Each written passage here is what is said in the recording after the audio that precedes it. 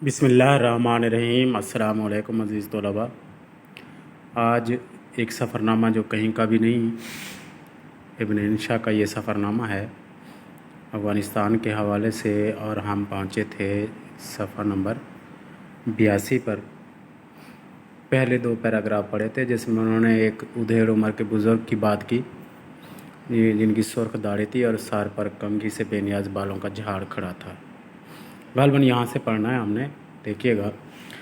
पेशावर के हवाई अड्डे पर हमने अपने हमसफ़रों में एक उधेड़ उम्र के बुज़ुर्ग को देखा। उधेड़ उम्र यानी जो कि बुढ़ापे को पहुँच रहा हो, कि लंबी सुर्ख दाढ़ी है और सर पर कंघी से बेनियाज बालों का झाड़ खड़ा है। झाड़, ये झाड़ी से झाड़ है, यानी उलझे हुए बाल। थोड़ा लंगड़ाते हैं और छड़ी लेकर चलते हैं।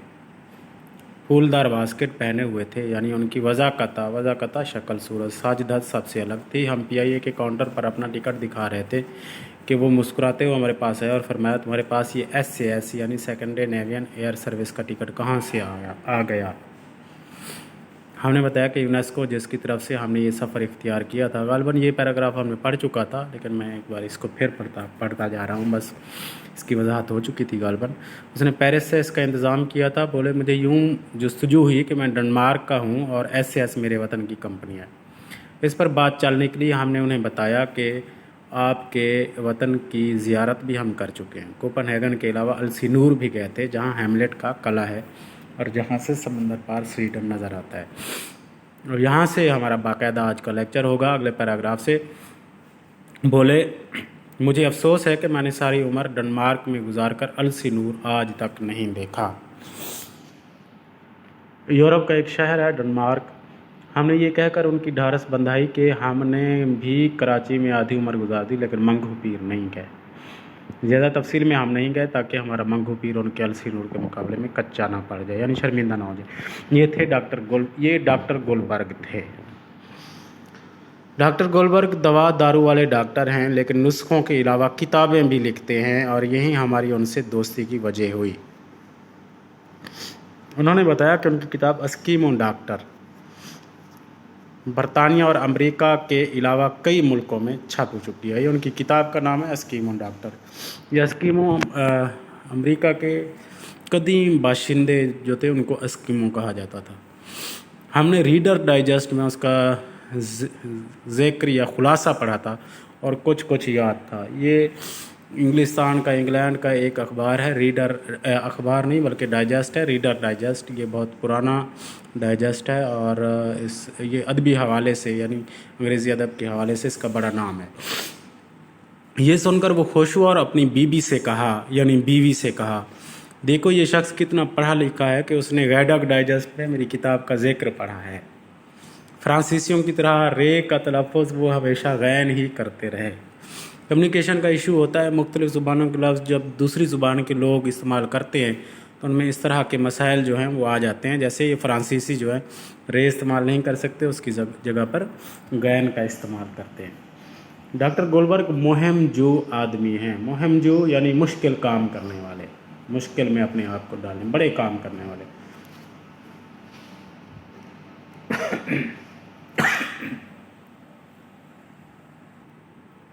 बरसों वो ग्रीनलैंड जाकर एस्किमों के साथ रहे। ग्रीनलैंड एक अलहदा आजकल तो मुल्क है। ये पहले नॉर्वे का हिस्सा हुआ करता था और 1216 में ये जो है वो डेनमार्क के पास है, और फिर उसके बाद डेनमार्क के साथ ही रहा। ये 1953 में उसको खुद मुख्तारी दी गई। फिर 1979 में बाकायदा तौर पर जो है वो इसका अलहदा सेटअप बना दिया गया। ये असल में ग्रीनलैंड नॉर्वे के साथ है। एक तरफ इसके बहरे मंजमन शुमाली है और एक तरफ बहरे ओकियानूस है। ये एक जजीरा है, दुनिया का सबसे बड़ा जजीरा। इसकी ये डैनिश ज़ुबान है। इसकी कुल आबादी जो है ग्रीनलैंड की ये 58,600 है। 58,600 कुल आबादी है इसकी। ये बुनियादी तौर पर एक जजीरा है। ये पहल जो है वो डेनमार्क के साथ रहा। अब भी जो है इनके अलहदा सेटअप है, लेकिन डेनमार्क फिर भी जो है इस पर जो है वो अपनी गिरफ्त रखता है। ये ग्रीनलैंड है जी, वो जजीरा जिस पर ये वहाँ गए और वहाँ के एस्किमों के साथ रहे। कदीम जो बाशिंदे थे उनके साथ रहे, उनकी ज़ुबान और माशरत इख्तियार की। ان کی زبان گرین لینڈ کی اپنی زبان ہے اور ڈینش بھی ہے اور باقی زبانیں بھی وہاں پر بولی جاتی ہیں۔ انہیں کا صاحب بے نمک کھانا کھاتے رہے، یہی مچھلی، ریچھ کا گوشت وغیرہ۔ قدیم اگر گرین لینڈ کی ہم تاریخ دیکھیں تو وہ زیادہ تر وہ لوگ مچھیرے تھے اور مچھلی کا ہی زیادہ گوشت استعمال کیا جاتا تھا۔ برف کے جھونپڑوں میں قیام کیا اور پھر یہ کتاب لکھی۔ اب میاں بی بی ایشیا اور مشرق بعید کے دورے پر گزرے۔ مشرق قریب، مشرق بعید یعنی یہ کینیا، ہندوستان، تھائی لینڈ اور نیپال سے ہوتے ہوئے وہ پاکستان آئے تھے۔ اب کابل اور تہران ہو کر وطن واپسی کا پروگرام تھا۔ ہندوستان سے یہ لوگ ایک شب ٹھہر کر بھاگے کیونکہ یہ پارلیمنٹ اسٹریٹ پر جن پتھ ہوٹل میں ٹھہرے تھے۔ یہ اب جو یورپ کے لوگ ہیں یا امریکہ اور برطانیہ کے یہ جو لوگ ہیں، گورے جن کو کہا جاتا ہے، تو وہ مہم جوئی میں بھی اپنی مثال آپ ہیں۔ دنیا کی جتنی بھی قومیں جنہوں نے دنیا پر حکومت کی ہے، آپ ان کی زندگی کو دیکھیں، اہل ایتھنز کو دیکھ لیں، اسپارٹنز کو دیکھ لیں، قدیم تاریخ میں بابل و نینوا کی تہذیب کے حوالے سے آپ کے سامنے ہے۔ پھر یہ مقدونیہ، سکندر اعظم کا یہ جو زمانہ آیا، سکندر اعظم کو دیکھ لیں۔ پھر اس کے بعد جو ہے وہ مسلمانوں کا زمانہ آیا اور مسلمانوں نے 700 سال تک سپر پاور کی حیثیت سے دنیا پر حکمرانی کی۔ پھر اس کے بعد یورپ جو ہے وہ اس کا اقتدار آیا، برطانیہ خصوصاً اس نے آدھی دنیا پر حکمرانی کی، اور امریکہ آج کل جو ہے تقریباً ساری دنیا پر کسی نہ کسی طرح بالواسطہ یا بلا واسطہ رول کر رہا ہے۔ تو اس کے پیچھے صرف ایک وجہ ہے، آپ تاریخ اٹھا کے دیکھ لیں، دنیا میں بڑی اہمیت ہے لفظ کی، ہند سے کی، علم کی اہمیت ہے۔ علم سے ہی انہوں نے ترقی کی، جتنی بھی قومیں ہیں انہوں نے علم سے ترقی کی اور علوم، مختلف علوم حاصل کیے، اور اسی بنیاد پر جو ہے وہ طاقت رہے اور ترقی حاصل کی۔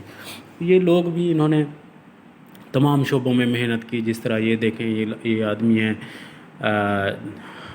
جو کہ ڈاکٹر گلبرگ صاحب، جو مہم جو بھی ہیں اور جنہوں نے وہاں مختلف دوسرے ملک میں اور بہت زیادہ سردی میں جا کر جو ہے وہ ان لوگوں کے ساتھ رہے اور ان کی معاشرت اختیار کی، اور پھر وہاں جو ہے وہ انہوں نے ایک کتاب بھی لکھی، اور اب جو ہے وہ مختلف ممالک کے سفر پر نکلے ہوئے ہیں۔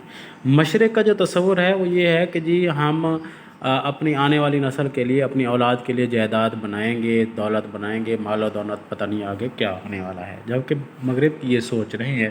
مغرب میں زیادہ تر جو ہم نے پڑھا ہے اور ہمیں لوگ بتاتے ہیں، یا کچھ دوست جو وہاں رہ کے آئے اور پھر وہ بتاتے ہیں کہ وہاں کا طرز زندگی یہ ہے کہ آپ جو ہے وہ اپنی زندگی کی سہولیات کو زیادہ سے زیادہ حاصل کریں، اور پھر اس کے بعد جو ہے اپنا پیسہ سارا جو ہے وہ سیاحت پر لگائیں، آؤٹنگ پر لگائیں، مختلف ممالک کا سفر کریں، مختلف پروجیکٹ میں جائیں، مختلف کام کریں، جبکہ ہم ساری زندگی جو ہے وہ اپنے آنے والی نسل کے لیے پیسہ اکٹھا کرنے میں گزار دیتے ہیں۔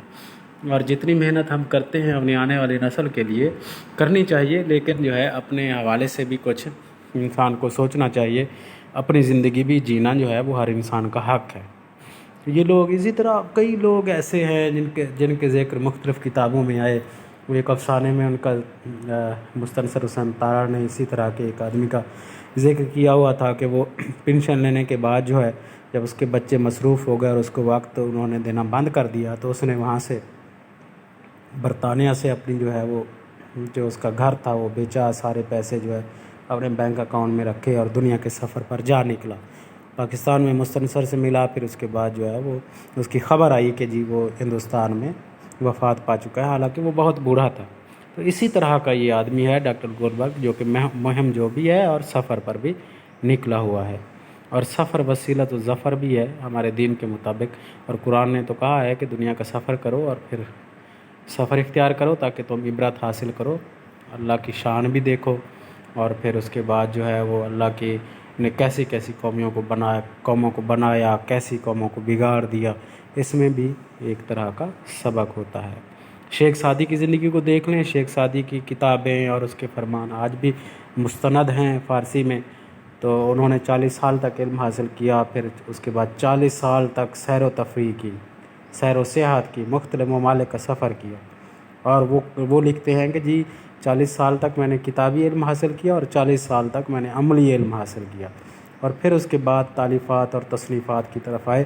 اور انہوں نے 40 سال تک تصنیف و تالیفات میں اپنی زندگی گزاری اور ایک بہت بڑا خزانہ علمی جو ہے اپنے لوگوں کے لیے چھوڑ کر مرے۔ اچھا تو خیر، ہندوستان سے یہ لوگ ایک شب ٹھہر کر بھاگے کیونکہ یہ پارلیمنٹ اسٹریٹ پر جن پتھ ہوٹل میں ٹھہرے تھے۔ پارلیمنٹ اسٹریٹ جن پتھ ہوٹل کا نام ہے ہندوستان میں۔ اس روز سادھوؤں اور غیر سادھوؤں کی طرف سے گو کشی کے معاملے پر خوفناک مظاہرہ ہوا تھا۔ سادھو وہ ہوتے ہیں جو جوگی اور جو مندر میں رہنے والے اور جو بھگوان کی خاطر زندگی گزارنے والے، ان کو سادھو کہا جاتا ہے۔ ملنگ، فقیر، سادھو۔ گو کشی یعنی گو کو کاٹنا، قتل کرنا کے معاملے پر خوفناک مظاہرہ ہوا تھا، کیونکہ آپ کو معلوم ہے کہ ہندوستان میں بہت سارے لوگ ایسے ہیں، لاکھوں کروڑوں کی تعداد میں، جو گائے کو اپنا خدا سمجھتے ہیں، اور ہمارے مذہب میں چونکہ اس کی قربانی جائز ہے اور ہم لوگ اس کی قربانی بھی کھاتے ہیں، اور باقی جو مذاہب کے لوگ ہیں وہ بھی اس کا گوشت کھایا کرتے ہیں، تو وہاں پر آئے دن جو ہے یہ صورتحال رہتی ہے۔ میں سن رہا تھا راحت اندوری کا ایک مشاعرہ، اس میں بھی اسی طرح کا ان کا ایک دو شعر تھے، جس میں مجھے ایک مصرع اسی کیفیت سے حوالے سے یاد آ رہا ہے کہ اب مجھے شیر نہیں گائے سے ڈر لگتا ہے۔ یہ حال ہو گیا ہے آپ ہندوستان میں کہ گائے کو لے جانے والا اگر کوئی مسلمان ہو تو اس کو مار ڈالتے ہیں۔ کئی طرح کے آپ نے واقعات دیکھے ہوں گے، ہاتھ کاٹ ڈالتے ہیں، زبان کاٹ ڈالتے، ڈنڈے مار مار کر بزرگوں کو، بچوں کو، نوجوانوں کو قتل کر دیتے ہیں اس شبہ پر کہ انہوں نے جو گائے کا گوشت کھایا ہے یا گائے ذبح کی ہے۔ تو اسی طرح کا یہ مظاہرہ ان کے زمانے میں بھی ہو رہا تھا، جس میں جان و مال کا بے حد نقصان ہوا۔ مظاہرین نے مغربی ٹورسٹوں کو بھی جہاں وہ نظر آئے گھیر لیا اور کہا یہ لوگ بھی مسلمانوں سے کم نہیں۔ ٹورسٹ سیر و سیاحت کرنے والے، سیاح ہے، بڑی ہے سے ہے، چھوٹی ہے سے نہیں ہے سیاح۔ ہمارے ہاں بھی بہت سارے لوگ سیاح ہیں لیکن وہ چھوٹی ہے والے ہیں، اور مغرب کے لوگ زیادہ تر بڑی ہے والے سیاح ہوتے ہیں۔ یہ بھی گائے کا گوشت کھاتے ہیں۔ بڑی مشکل سے یہ خشمگیں مجمع کے نرگے سے نکل کر ہوٹل پہنچے۔ خشمگیں بگڑا ہوا، نرگے سے، ان کے پنجے سے نکل کر ہوٹل پہنچے اور اسی دن نیپال روانہ ہو گئے۔ یعنی وہاں پر مظاہرے کی وجہ سے یہ واپس آئے بڑی مشکل سے نکل کر، اور پھر وہاں وہ رہنا انہوں نے گوارہ نہ کیا اور نیپال روانہ ہو گئے۔ پاکستانیوں خصوصاً پشاور والوں کے یہ بہت معترف تھے، اعتراف کرتے تھے کہ بڑے تپاک اور خلوص سے ملتے ہیں، تپاک گرم جوشی سے بڑے خوش ہو کر۔ پی آئی کے خاص طور پر تعریف کرتے تھے کہ اس کے آدمی بہت خلیق، اچھے اخلاق والے اور متواضع اور خدمت گزار ہیں۔ ہاں، اپنے پشاور والے ہوٹل کے نام سے بے مزہ ہوتے تھے، کہتے تھے یہ نظر بٹو ہے تاکہ پاکستان کو نظر نہ لگ جائے۔ دیکھو کابل ہوٹل میں یہ $4 روزانہ کا کتنا اچھا کمرہ ہے، اسے گرم رکھنے کا مرکزی نظام بھی ہے، قالین، فرنیچر، سروس، سبھی کچھ معقول۔ پشاور میں 3 روز رہا اور اس بابا آدم کے زمانے کے کمرے کے $13 روزانہ دیتا رہا۔ یہی نہیں، ان لوگوں نے $5 روزانہ اس لکڑی کے بھی مجھ سے وصول کیے، جو کمرہ گرم رکھنے یا اس میں دھواں پھیلانے کے لیے روزانہ جلانی پڑتی تھی۔ کمرہ گرم تو کیا ہوتا تھا، اس میں زیادہ دھواں پھیل جاتا تھا، یعنی کچی لکڑیاں تھیں۔ پاکستانی اس حوالے سے تو مشہور ہیں، اور ہمارے لیے بڑی شرمندگی کی بات ہے کہ بے ایمانی اور دوسروں کو لوٹنا اور ٹھگی جو ہے وہ وتیرہ ہے، اور ناجائز کسی مسافر سے اس کی ضرورت سے فائدہ اٹھانا، مجبوری سے فائدہ اٹھانا، یہ پاکستانیوں کا وتیرہ ہے۔ اور یہی ایک منظر جو ہے انہوں نے پشاور ہوٹل کے حوالے سے بھی بتایا کہ انہوں نے ایک تو کرایہ زیادہ لیا، دوسرا جو ہے وہ لکڑی کے علیحدہ پھر پیسے لیے۔ یہ زیادتی ہے۔ آپ پورے پاکستان میں چلے جائیں، چند ہوٹل یا چند لوگ ایسے ہوں گے جو اپنی زبان پر اور اپنی بات پر پورا اتریں گے اور جائز پیسے لیں گے کسی بھی چیز کے، اور اگر ان کو یہ پتہ چل جائے کہ یہ باہر کے ملک ہیں یا یہ پردیسی ہیں یا مجبور ہیں، تو وہ پورا فائدہ اٹھائیں گے تاکہ ان کو ہم ہر طرح سے پھنسا سکیں۔ ہمارے ساتھ بھی اس طرح کا ایک واقعہ ہوا کہ ہم لوگ یہاں سے ناران گئے اور ناران شہر سے تھوڑا سا رش تھا بہت زیادہ، شہر سے تھوڑا سا باہر ہم نے ایک ہوٹل پہ 2 کمرے لیے اور پھر ان سے طے ہوا کہ جی وہ ہمیں پانی گرم کر کے دیں گے۔ اس وقت وہ منتیں کر کے اس نے کہا جی بالکل ہم پانی گرم کر کے آپ کو دیں گے۔ جب ہم صبح اٹھے اور پھر اس کے بعد ہم نے کہا کہ پانی، انہوں نے کہا جی نہیں، اس کے تو ہم علیحدہ پیسے وصول کریں گے، یہ ہمارا طے نہیں ہوا تھا۔ اور پھر ہم نے ہوٹل چھوڑنا چاہیے لیکن اس کے باوجود انہوں نے اس کی اجازت نہ دی۔ تو جب آپ مسافر ہوتے ہیں، آپ کہیں اور ہوتے ہیں، تو پھر آپ کے مسائل بھی ہوتے ہیں اور ان مسائل سے پھر مقامی لوگ یا اس طرح کے جو بے ایمان لوگ ہیں وہ اس کا فائدہ اٹھانے کی کوشش کرتے ہیں۔ ہمیں چاہیے کہ ہم جو ہے وہ مختلف لوگوں کے ساتھ جو ہماری قوم کے نہیں ہیں یا ہمارے مذہب کے نہیں ہیں ان کے ساتھ بہتر سلوک کریں تاکہ وہ لوگ زیادہ ہیں اور ہمارے اخلاق سے اور ہماری ایمانداری سے متاثر ہو سکیں۔ ہمارا ایمان ہونا چاہیے کہ رزق جو ہے وہ اللہ تعالیٰ دینے والا ہے اور اس کو جائز طریقے سے حاصل کریں اور ناجائز طریقے سے اس کو کسی صورت حاصل نہیں کرنا چاہیے۔ جتنا جس کے حصے میں رزق آنا ہے وہ اگر ناجائز طریقے سے نہ حاصل کرے تو جائز طریقے سے بھی آئے گا، یہ بس ایمان کی بات ہے۔ تو ہمیں ان چیزوں پر غور کرنا چاہیے اور خیال رکھنا چاہیے۔ جاتے ہوئے جن لوگوں نے ہم سے پوچھا تھا کہ کیا کابل میں گدھے نہیں ہوتے، ان کی اطلاع کے لیے گزارش ہے کہ ہوتے ہیں اور بہت ہوتے ہیں۔ یہاں ہمارا مطلب 4 ٹانگوں والی بلا سینگ کی مخلوق سے ہے، یعنی اوریجنل گدھا۔ 2 ٹانگوں والے بھی یقیناً ہوں گے، ہم نے زیادہ جستجو نہیں کی۔ آپ کو معلوم ہے کہ یہاں مشرق میں خصوصاً پاکستان میں جو بیوقوف ہو اور اس طرح کا آدمی ہو اس کو گدھا کہتے ہیں۔ تو کسی انسان کو گدھے سے تشبیہ دینا بنتا تو نہیں، لیکن بعض لوگ ہوتے ایسے ہیں کہ وہ کسی صورت بھی آپ جو کچھ مرضی کر لیں وہ بالکل تبدیل نہیں ہوں گے۔ آپ جتنے لیکچر جھاڑ لیں، آپ جتنے مولوی ناز سے ان کے پیچھے لگا دیں، وہ اپنے صورتحال سے ٹس سے مس نہیں ہوتے۔ اسی وجہ سے پھر وہ ان کی عادات کی وجہ سے، مشترک عادات کی وجہ سے پھر کچھ لوگوں کو گدھے سے تشبیہ دی جاتی ہے یا استعارن بھی گدھا کہہ دیا جاتا ہے۔ یہ گدھے وہ تھے جو زرنگار پارک کے سامنے قطار در قطار کھڑے تھے۔ یہ پارک کا نام ہے کابل میں، اور ان کے پالان سنگتروں سے بھرے تھے۔ یہاں سنگترے تول کر بکتے ہیں۔ ڈاکٹر گولبرگ کی بیوی سنگتروں پر مچل گئیں اور بولی، ان کا بھاؤ پوچھو۔ ہم نے پوچھا، آغا چاند است، یعنی فارسی میں پوچھا آغا، جس طرح ہمارے ہاں کہتے ہیں نا بھائی کتنے کا ہے، تو فارسی میں ہر کسی کو بھائی کی جگہ پر آغا کہتے ہیں۔ آغا کتنے کا ہے؟ یہ ایران کی طرح یہاں بھی یہ معلوم ہوا کہ فارسی بولنا آسان ہے، سمجھنا مشکل۔ آغا نے جو جواب دیا وہ ہمارے پلے نہ پڑا، حالانکہ ہم نے چے کا مطلب ہوتا ہے کیا کر کے 1-2 بار وضاحت بھی چاہی۔ ان غیر ملکیوں کو یہ بتانا غیر ضروری تھا کہ یہ گدھے والا الفاظ میں ادائے مطلب سے قاصر ہے جو ہماری سمجھ میں آ سکیں، لہٰذا ہم نے کہا چھوڑیے، بہت مہنگا دیتا ہے۔ لیکن وہ خاتون تھوڑی دور ایک اور گدھے کے پاس مچل گئیں کہ یہاں سے لے لو، سستا دے گا۔ ہم نے ایک باٹ کی طرف اشارہ کر کے سنگتروں والوں سے کہا کہ آغا بس این قدر دے دو، یعنی اے آغا بس اتنے سے دے دو، اشارہ کر کے، ہاتھوں سے اشارہ کر کے کہا۔ اس نے تولا تو 4 سنگترے پڑھے۔ قیمت ہم نے نہ پوچھی کہ افہام و تفہیم میں دقت نہ ہو، مشکل نہ ہو۔ افہام سمجھنا، تفہیم سمجھانا، افہام و تفہیم سمجھنا سمجھانا۔ آخر باہم زبان سمجھنے نہ سمجھنے کا معاملہ ہمارا اور ہمارے افغان بھائیوں کا ہے، ڈنمارک والوں سے کیا مطلب؟ ہم نے 10 افغانی کا نوٹ دیا، اس نے 4 افغانی کاٹ کر باقی ریزگاری ہمیں دے دی، چھٹے پیسے ریزگاری۔ ڈاکٹر گولبرگ اور ان کی بیوی نے ہمارا بہت شکریہ ادا کیا اور کہا کہ اس دیار غیر میں جہاں ہماری زبان اور انگریزی سمجھنے والا کوئی نہیں، تم ہمارے ساتھ نہ ہوتے تو ہم کیا کرتے۔ ہم نے موزوں الفاظ میں کسر نفسی کے بعد کہا، کسر نفسی یعنی اپنے آپ کو جھٹلانا اور کہنا کہ نہیں ہم تو کچھ بھی نہیں ہیں۔ اپنی ذات کی نفی کرنے کو کسر نفسی کہا جاتا ہے، اپنے آپ کو کم تر کہنا اور کہنا ہم کچھ نہیں ہیں۔ کہ خیر انسان کے کام آتا ہے، بنی آدم اعضائے یک دیگرند وغیرہ، یعنی سب انسان ایک دوسرے کے اعضاء ہیں۔ سب سے پہلا جو انسانوں کے ساتھ ہمارا تعلق ہے وہ انسانیت کا ہے، یہ مذہب کا تعلق بعد کا ہے۔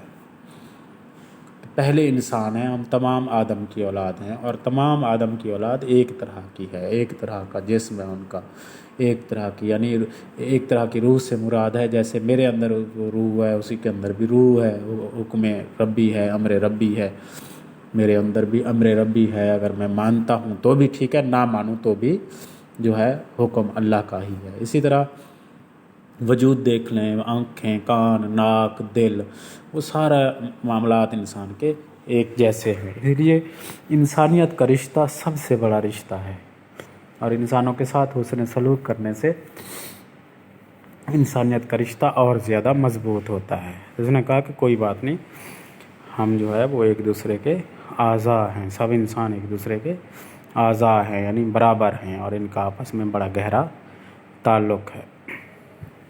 باقی انشاءاللہ صفحہ نمبر 84 پر ہم کل پڑھیں گے۔ اللہ حافظ۔